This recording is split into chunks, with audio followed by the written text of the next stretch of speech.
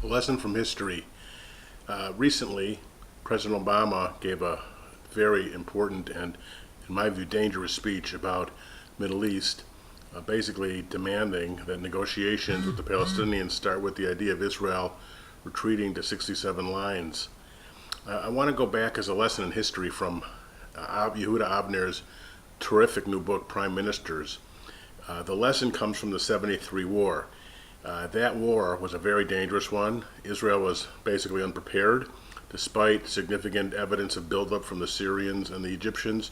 The Israelis did not fortify their positions. It ultimately led to the fall of the Golda Meir prime ministership.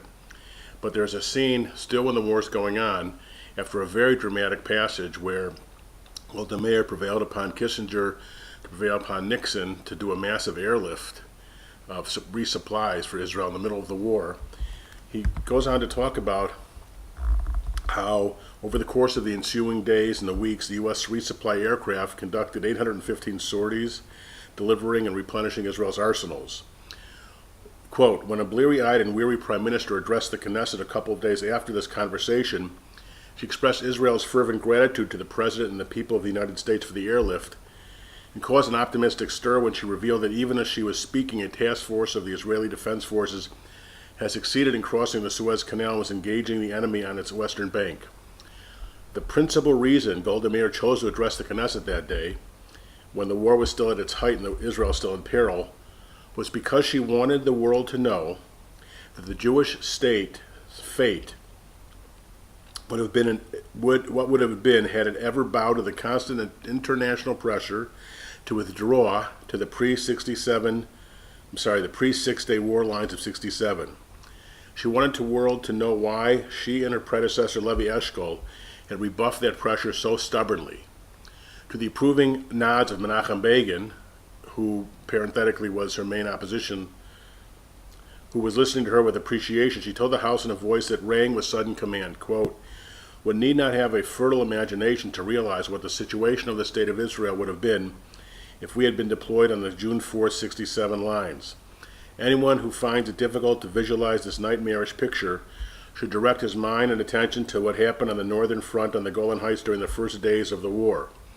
Syria's aspirations are not limited to a piece of land, but to deploying their artillery batteries once again on the Golan Heights against the Galilee settlements, to setting up missile batteries against their aircraft, so as to provide cover for the breakthrough of their armies into the heart of Israel.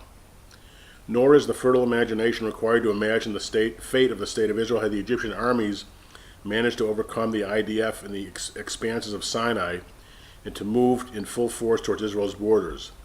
This is a war against our very existence as a state and a nation.